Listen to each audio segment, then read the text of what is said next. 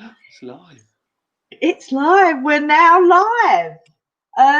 On this, I was going to say on this lovely day, but it hasn't been. Everybody else has been saying it's sunny, but it hasn't been very sunny down here in Kent. So we're going to cheer you up with a bit of our own little sunshine. So, as people know, I'm Shaz. I run Much Laughter, and we have some brilliant guests on today. Although I am a bit nervous about introducing them and letting them go live, but I've got to do this as well because I always get this wrong. So I will let them introduce themselves because I think that might be safer. Young men. We're what? Sorry, we're men. Yes. So what you said? Young men. Yeah. Hello, I'm Tony. I'm Mr. Timpkins of Raymond and Mr. Timpkins Review. And I'm Raymond. Hello, Andrew. My name is Andrew, but I'm Raymond. There you go. So what am I calling you tonight? Well, whatever you like. Yeah. I mean, Tony, Andy, or Raymond and Mr. Timpkins, we answer to most things. Okay. Well, Tony and Andy might be easier for me to remember who's who, so we'll go for that one. So anybody in the room tuning in and has got questions to ask this wonderful act, please put it in the comments, and we will try and get these questions answered. I'm not sure how successful we're going to be, but we will try. So before I sort of go into how I first met you and researched you, would you like to tell everybody how you sort of researched each other and met each other and came up with this amazing act? It was many years ago. Yeah, it was. When was it? 85? I think 85. We started a band in 85, but I think we met sort of more early 80s than that, through a mutual friend who was a childhood friend of mine and who Andy started to work with. I had a synthesizer at the time, and Andy was quite interested in that, and the mutual friend introduced us, and he let me press his keys. I did. I let him touch that. And yeah, that's how we met, and that was the early 80s. So I think you were still a teenager then. Yeah, I was 19. Yeah. No, 19. Yeah, and we formed a band. And we formed a band in 85, I think, and we went right through till 93 doing the band. And during the time of the band, we started to develop the Raymond and Mr. Timpkins Review towards the end of the band, and then the band disappeared and we carried on our own. But the band. So what made you? Oh, was it? So it was a bit of like Spinal Tap sort of band? Well, it was all synthesizers. It was electronic show band, really. It was all nonsense, but it was good fun. So at what point there must have been like I'm finding this really hard asking you really serious questions because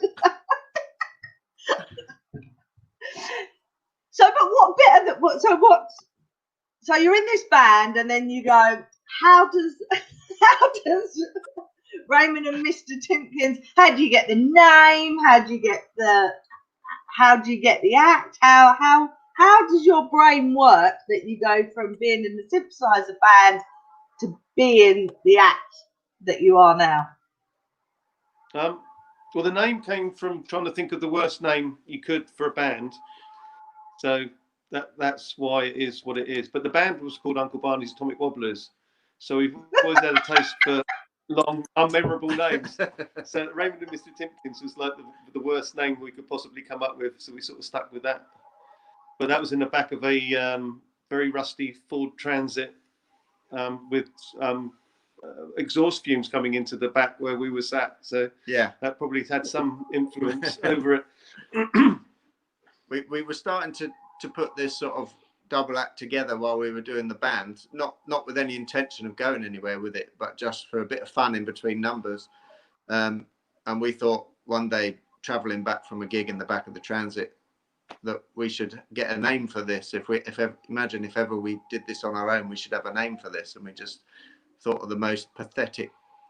I mean, sorry if your name is Mr. Timpkins. I was about to say that.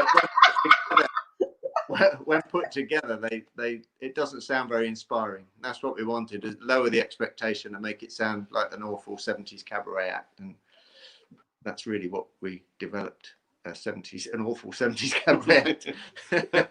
Couldn't be further from the truth. So when was so you're doing this, and then so you changed from doing musical gigs to comedy gigs. So where was the first comedy gig? Where was Mr. Raymond and Mr. Timpkins' debut? It was the final Battle of the Bands, wasn't it? That was our first foray on stage, or was it comparing Battle of the Bands? Yeah, I think what happened from memory was we were performing in the band, and it was probably the early 90s. And I was asked to compare the local Battle of the Bands competition for the South Coast, which was down on the pier in Southsea. The guy who had been comparing it didn't want to do it anymore, and the guy who was organising it ended up being our manager when we first started. But he said, "Would you come down and compare it? See if you like it. See how you get on. A bit of cash in hand, you know." So I went down and did it, and it was quite good fun. I quite enjoyed it, but I didn't really want to be an MC or anything like that. It didn't really give me any inspiration. So what happened was you had 4 bands, and then the 4 bands would all perform in front of local media. There was the local paper, there was someone who ran a local recording studio, and different people who were involved in some way in the industry. And so the 4 bands would perform, and then they'd go off to discuss who was going to be the heat winner or whatever. And so you'd had a 10-minute break while they went off and compared notes. So you could either have a 10-minute break, or you could fill it.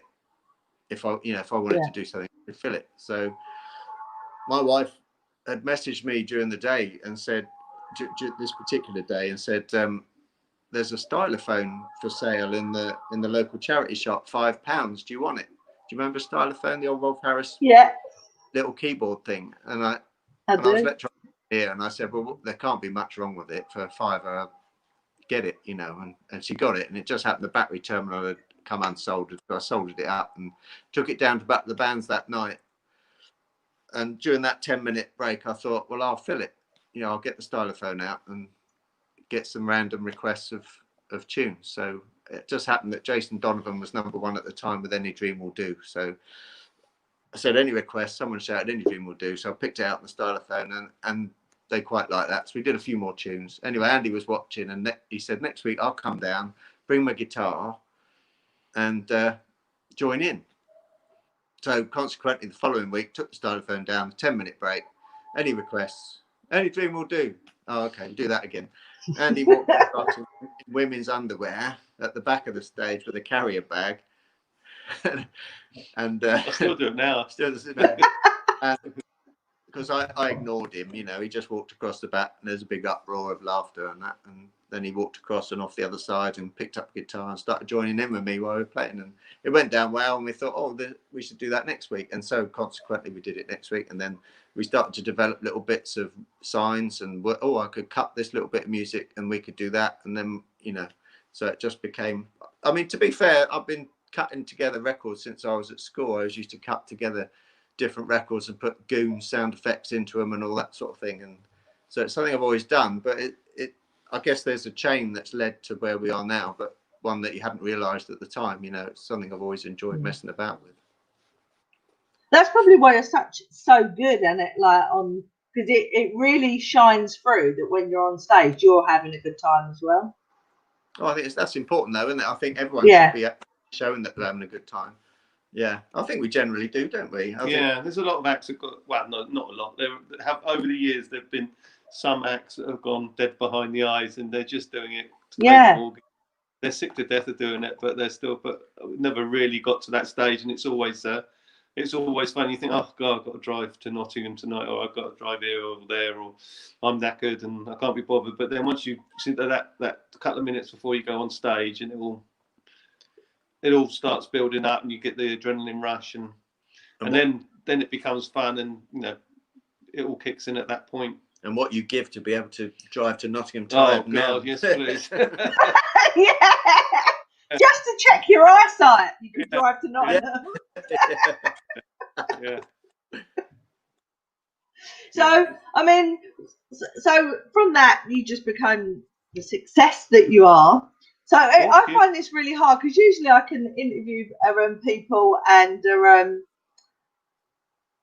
I sort of know them quite well because you're the first people that I've interviewed that I don't really know you that well. I don't know. I haven't gone on the journey with you. So I'm finding it a bit hard because I am really starstruck because I just think that you are really amazing. So if it comes across that I'm going, oh my god, you are so amazing, it's like, because that's the effect that that you had on me, and I don't get that often. Strange. I think that's more. So and yeah. But I think that is because you can really see that you're having a good time.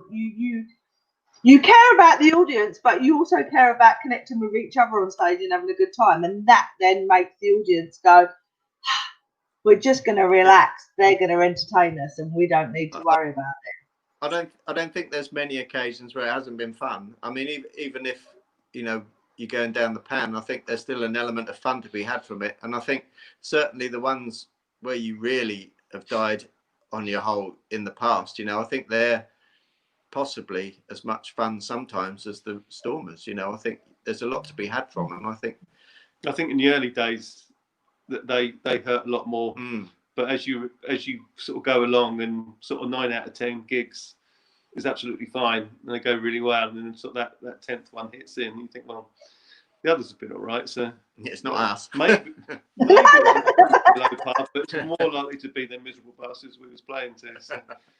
So, yeah. And we're for everyone. I think we realise we're not for everyone. We're not, we're not cool. We're not stand up. A lot of youths don't know the songs, so if you get predominantly very young audience, sometimes it works, but often they'll just wonder what's going on because they don't know any of these songs. But I could sit here and go, yeah, but even if I didn't know the songs, I'd still find you really funny. But I'm not. I'm trying not to be a super fan. I'm trying to be really professional and go right. So I mean, where's the most exciting? I mean, I can't ever believe that you ever bombed anywhere. But I mean, where's the most exciting place that your act's taken you to? So, what was it in a different country? Like where has it taken you? Yeah, London Palladium was a big thrill, obviously for obvious reasons. Jason Manford, there's sort of 2,000 people in. It was amazing. Yeah, and when the laughs hit you there, you really got a punch in the stomach with it. It was really, really satisfying. I think some of the nicest gigs we've had have been out in South Africa. I think we've done a festival out there a few times, and they're really lovely people, and they've looked after us well, and they've been great shows. We've been to some really nice places. I mean, we've done some unusual gigs on a beach in Oman, when it's 40 degrees and 9 o'clock in the evening, it's 40 degrees and the water's just, 50 yards away lapping up on the sand. A beautiful setting, but, Not with wool on and velvet. Yeah. Very hot. And you're 5 stone overweight. Yeah, things like Glastonbury, with the packed tent, some of the festivals we've done, always a thrill. But I think, probably if you had to tick the box, it'd be the Palladium. I mean, it doesn't really come more iconic than that, does it? No, not really. No, that would, if someone said to me, that would be one of my favourite ones as well. So I can completely understand why that is. So, how's COVID hit you? Is it shit, or are you still managing to gig, or how are you? We've managed to do 2 performances since the middle of March, both outdoor, and we got a few more this month that are out, sort of in a marquee type affair. But it's been awful, yeah. I mean, Andy's gone back to work, part time, and I've been doing some building work, and it's just not normal. It's not nice. No, because your act you couldn't really do on a live Zoom, could you? No. Space for it, and neither of our houses really sort of conducive for it. So we would need to be in a venue, and then it's just yeah, it gets too And I think complicated. your act has to be seen live as well. Do you not think? I think it's one of the.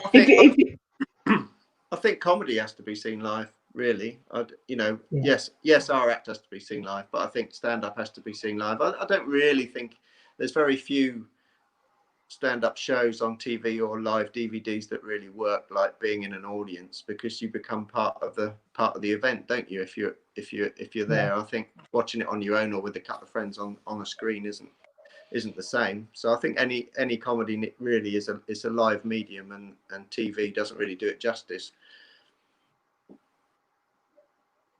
And and you're going to stick by that. Yes, I am. absolutely. I agree. That was a very good soapbox moment. And that's it. But I totally agree with you. Which is why I haven't put on any live gigs at all, because I just think that the only place to see comedy is. Well, you even say in the London Palladium, I like intimate gigs. I like to see the act's face, and I like them to see my face. But I mean, if you're talking about the Palladium, then you're in a different ball game. But it's like the O2. I've never booked to go and see a comedian at the O2, because I just don't think it. Surprisingly intimate. People are close to you. You can see sort of the face. Obviously, not the ones up in the gods, but surprising how close everyone is to the stage. Yeah, for 2,000 people. For 2,000 people, it's very close. Yeah, it's just sort of very well designed theatre, and it just works really well. And I understand comics doing stadiums. I really do understand that. If you can do one night for that many people rather than 10 nights, in a large theatre, then I perfectly understand why they do that. But I don't think that would be for me. I'd rather be in a 300-seater venue or 500-seater venue 20 nights than, whatever that works out. Yeah, don't get me wrong. I completely understand why they do it. I mean,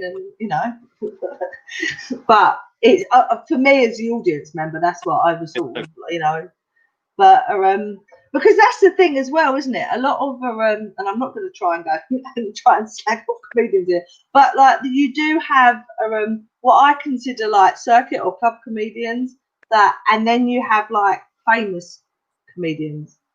Do you know what I mean? So people who go to the O2 are going there to see. They're going there to have a laugh and fun, but they're also going there to see a famous TV name. Or whereas if you're going to a club or a circuit to go and see a comedian, you might not be going to see a famous person, but you're going there to see someone who's really, really funny. Yeah, who's good at what they're doing. They do it every night. And I think they're almost two different audiences. I'm not sure if I'm right on that, but I think probably people who go to stadiums to see big names don't generally go out to comedy clubs. I mean, I don't know. I'm assuming that might be the case. Yeah, I'm sort of thinking with you. And as I say, as we were discussing before we went live, I mean, to my shame, I only found out about you guys when there was all this. There was an act on Britain's Got Talent that I actually thought was quite good. It wasn't like I was sitting there and then I went on to Facebook Facebook had just exploded.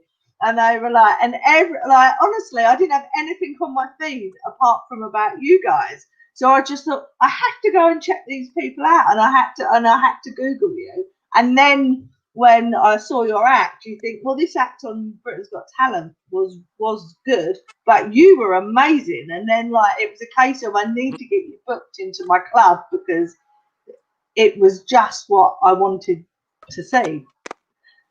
So, I mean, yeah, I think I did. How did that affect you? Yeah, we were much busier afterwards, and how the rest of the comedy circuit rallied around and supported us. And John Maloney got in touch with David Walliams. And said, you need to see who did it first. And then David Walliams was supporting us as well, and sort of turned around on his original thing. But it was awful the way that the press turned on the fella that did it, and sort of brought up he'd done porn and stuff like that, which was like neither here nor there, and sort of made him Made him like out to be a pariah proper for it. villain. Yeah, which was never our intention when we sort of first complained about it. It was Britain's Got Talent that were in the wrong, not so much him. I mean, it's Britain's Got Talent needs making the villain. I mean, did you have a call to appear on Britain's Got Talent before he was on there? Every year. 7 years, I think. Every year, is it? Us for 7 Every year. And we'd never been rude. We'd never said, F off, we're not interested. We'd always said, not at this current time. Thanks for asking us. Good luck with it all, but we're not interested this year. Thank you. And that went on for 7 years, basically the same answers. We had phone calls from different people, or you did, didn't you, from Simon Cowell's right-hand man, trying to get us to do it. I don't know. But we, nothing against the show. If people want to do it, that's fine. I see the exposure of it, and it's great. If that's what you want. It wasn't for us at the time. And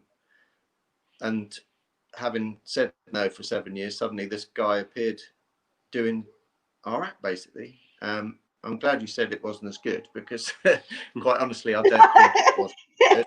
And he was trying to do it on his own, and I'm not sure how much of it he was pushed forward by Britain's Got Talent to do it because we'd said no. I don't know if that's true or not, but that's what we were told. And he got 3 yeses on the night and then disappeared off the face of the earth because of the response to it from the circuit, and we're very grateful for that response, because there was a time very like that evening or the next day when we sort of said, well, is that us finished? Because if he goes through to the next round and does more of our material, where does that leave us? We've had stuff nicked by other people before, and we've been quite fortunate that they're big names, and we won't go into names who've taken stuff from us, but we've never had the being in a club and performing that material and someone saying, oh no, we got that, you've stolen that. We haven't had that. But I think Britain's Got Talent thing is so massive that it could have kicked us in the face. I think we could have gone out of business if he'd gone on. But I mean that also, like, I mean, it literally was, as the show ended, like Facebook just lit up. So that also shows you how much you're loved and how much you're respected on the circuit. It literally took seconds. Yeah, it was very humbling. I mean, we were actually stood backstage at a private party, weren't we, waiting to go on. The guy whose party it was on, I'll say stage, it was a farm, and he was on the back of a low load truck with a load of hay bales, and we were going to be up there doing our act, and we were literally stood back behind this load in a barn, and both our phones went, kept going, beep, beep, beep, beep, beep. Both phones go. Your immediate thought is something's happened at home, something's kicked off, we need to check our phones. Checked our phones, and it was, someone's on Britain's Got Talent doing your act, someone's on Britain, and everything was just coming in all the time. And we're about to be introduced, so I quickly tweeted Britain's Got Talent and said, oh, well done, 7 years of us saying no, and now you've got someone to do our act, well done. And that was it. That's all we did, wasn't it? That was all we interacted with Britain's Got Talent at the end of. And then, as you say, everyone else pitched in and supported us. And Sunday, my phone was going mental. I had all the Sunday papers ringing and looking for quotes and bits and pieces. And then on the Monday, we were in all the papers, in the Sun and the Express and the Mail, and photos and links to YouTube and stuff. And we only ever gave, Andy gave one quote to Chortley, who was the first guy to contact us that next Sunday morning, wasn't it? And we sort of contacted each other and said, oh shit, what we're going to do. So just give him one quote, and then anyone else who rings, we'll just refer them to that quote. Don't want to get involved. I didn't want to get involved, right? Having a go at the guy who was put on the show, because we didn't know how much of it was his fault and how much of it he was put up for it. So rather than punish him for it, we just thought we'd just say Britain's Got Talent, got a lot to answer for, sort of thing, and left it at that. But yeah, I guess we could have milked it for some publicity, but I think if you play with the press, they always win, don't they? If you try to milk it, then they'll do to us what they did to him and find I don't know. All my old porn. Are you stuff. back? Yeah, she's gone. Are you there? I just think he No. just went, right, that's it, you're not talking about it. Simon Cowell was watching us and just went, right, we're pulling the plug on that one. Which, right, so now we're going to have some fun. We've had all the serious stuff, and now we can have a bit of fun. This is all about all your fans and everybody finding out a bit more about you as people. Right, so what do you both have for breakfast in the morning? What's your favourite breakfast when you get up in the morning? Sorry? Oh God. Edgery. Do you know what? I hate breakfast. Off the sideboard, served by the butler.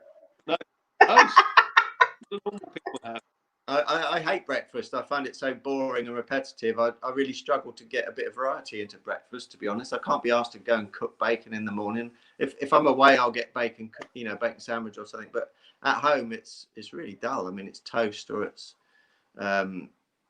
some sort of muesli with a yogurt in it or something. But yeah, I really. You're frozen, so we don't know what the toast or. You're frozen. We froze. You went toast or, and then we were hanging on your every word to find out what the or was. Yeah. Toast. Are you frozen again? Am I frozen? You frozen? Oh, we're all freezing. So let's do this. So are we a cat person or a dog person? Dog. We're all freezing. Dogs. Keep moving. Simon Cowell is really having a go at us now. Oh, let's make me feel a bit ill. Yeah. Right, are you back? Dogs. Cats or dogs? Dogs.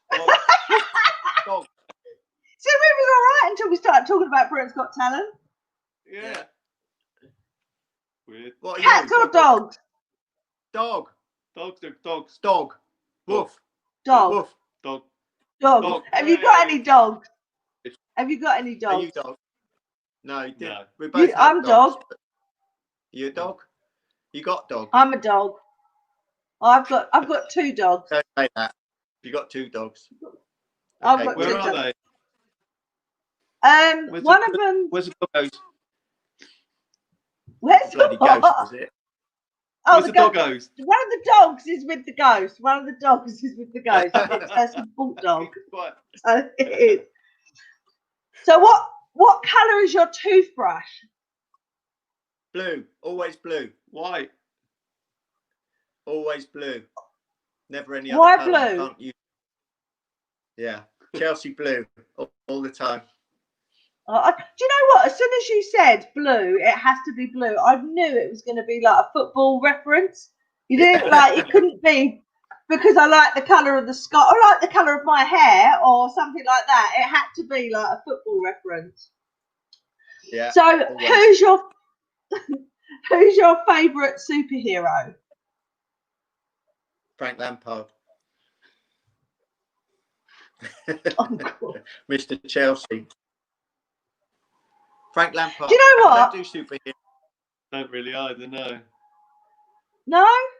Nor do I. I don't even know why I asked the question. Right, the last thing on your bucket list. When I was a kid, it was Batman. You know, the original Batman, the cartoony Batman. What was his name? Cat pals. Yeah, Adam West. Adam West, yeah. Yeah, him. That was. And he had the belt that had everything on it. Like if he got eaten by a shark, it would say, like, get me off the belt the shark repeller. That's it. You got it. Proper superhero. Yeah. Believable. Last thing on your bucket list. I'm trying to get these in as we freeze. Last thing on your bucket list. I don't believe in bucket lists. I haven't got a bucket list. Have you got a bucket list? I don't think so, no. Is there anything you'd want to do before you died? Other than kiss me really hard on the lips. No, not really. I don't know. There must be something that you want to do. Like you've either never had the time to do it or. Oh God! Do you know what? People ask me about bucket list quite a lot because a lot That's of people. weird. You're getting on. Yeah, because I'm getting older. A lot of people have bucket lists who are my age. You say, you know, well, there's another one off the bucket list. I ain't got a bucket list. I've got things I would never do. You know, a bucket list. I wouldn't. You know, things like that. But it's not a bucket list. Well, what's on that list then? Scuba diving. Floating Tory. Voting. That's top. Yeah. Support Manchester United. Yeah. Yeah. Change to Manchester United. Don't know. Right, Never this really is thought an about that. interesting one now. We got to do this one before we freeze. What TV sitcom family would you like to be a member of? Royal family. Oh, yeah. What did you have, Dave? Do you want a Kit Kat? Yeah. Yeah. I'll go with that. The royal family. Yeah. I think the second royal family Christmas special has to be one of the funniest things that's ever been put on TV. But, when they go over. Don't ask me to remember. What's the one with You just the remember, you Nan laugh. died? That was. Yeah. Well, that Yeah, was. the one when the Nan died. That was. Yeah. That was very touching, wasn't it? Yeah. Yeah. But that's what good cheerful. comedy is, isn't it? You go between the two. Yeah. Yeah. So if you could jump in a time machine and go back to any incident, not period, any incident back in the day, what incident would you go to? The Blitz. Andy's sitting there going, for crying out loud, that Hello. I don't know. Crikey. Oh God, these are really random, aren't they? What incident? Tell me what yours would be, and I might be able to feed off it. I would like to have been at the races with the suffragette when she was killed, not because I wanted to see her killed, but I would like to have been there that day and witnessed it and said to my grandkids I was there that day. Well, that would be good. Yeah. Fun. Yeah. I don't know. I know I would like to have been around at the time of like when the Goons was first broadcast in the 50s and 60s. How groundbreaking it was at the time for comedy and for listening just off the radio, listening to stuff, no TV version of it. I think that would have been quite an interesting listen, just to get involved in that sort of thing.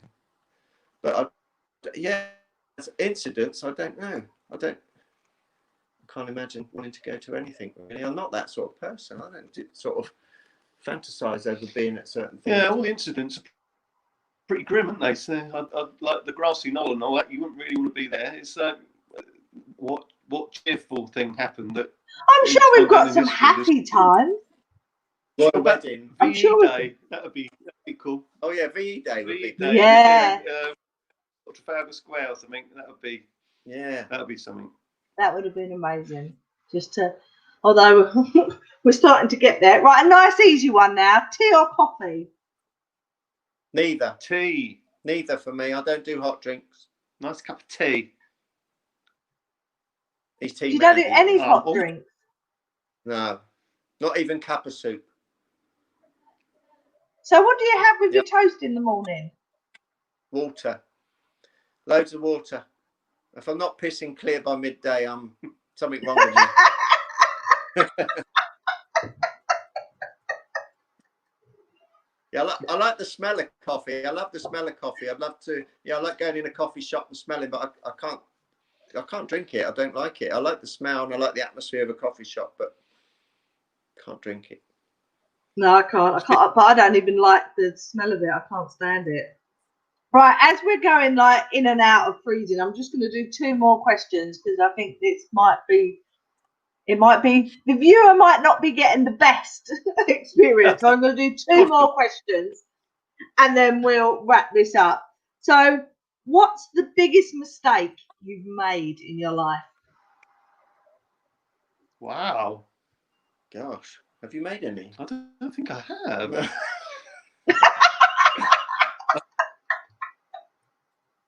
Biggest mistake. God, It's a very good question. might come up with a decent answer for you. I could have sent them to you beforehand. Nah, probably still wouldn't have come up with a decent answer for it. Biggest mistake. I mean, loads of mistakes. Biggest one. I once spelled necessary with only one S. Oh, you fucking Oh. idiot. That was embarrassing. Don't say that to a dyslexic. I was about to say that. Thanks.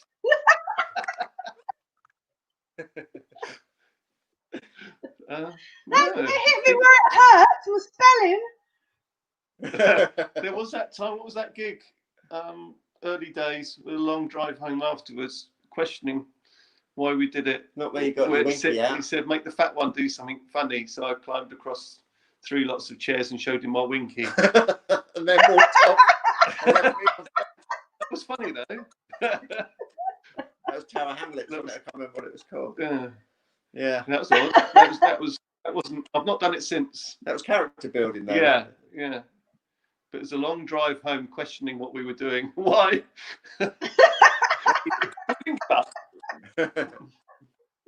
So perhaps it wasn't a mistake. Well, they didn't nick that bit of your show for Britain's Got Talent, did they? So there you go. That will always be yours. Simon. Right, last question before we freeze completely. What's the best advice that you can give, and maybe to a comedian who's struggling out there on the open mic circuit? Give up. Don't compete with us, you prick.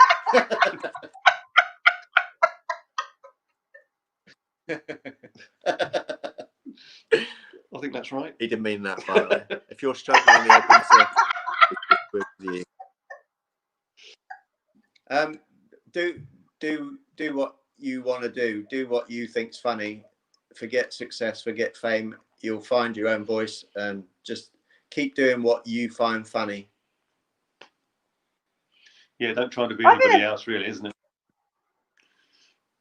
I think that's really good advice, because I think there's a massive scope for everybody. Because when again, I'm not having a go at these clubs because they're they're amazing, and like if people want to do it.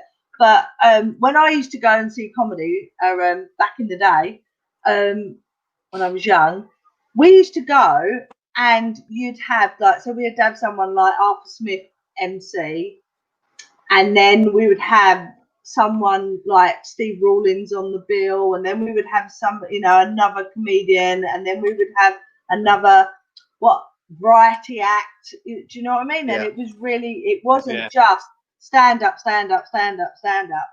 because I think that's what we need to bring back.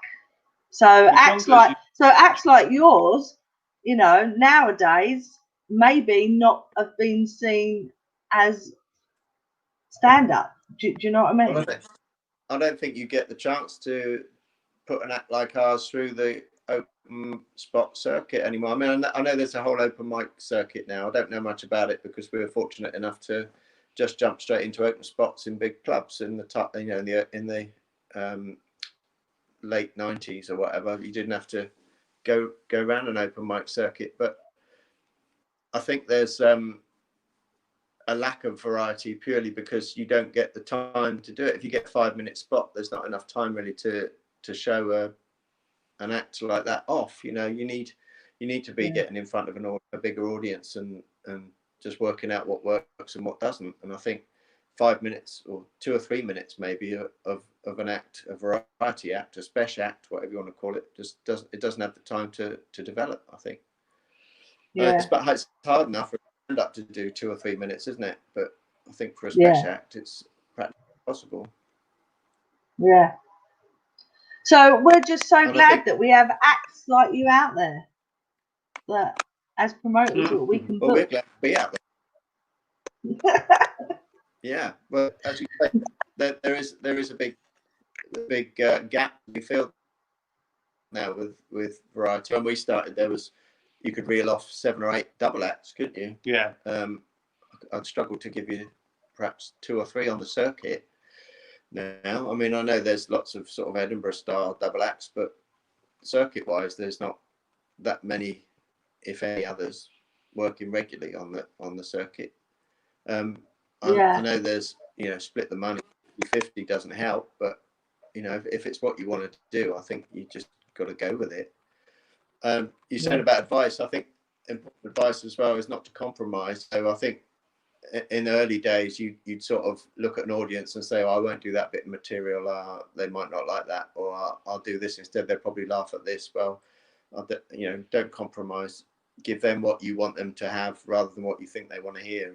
And I think that's quite important. And it's a learning curve, because you don't learn if you just give them what you know they're going to laugh at. Yeah. Yes. And I no choice. We have to stick in. I can't eat.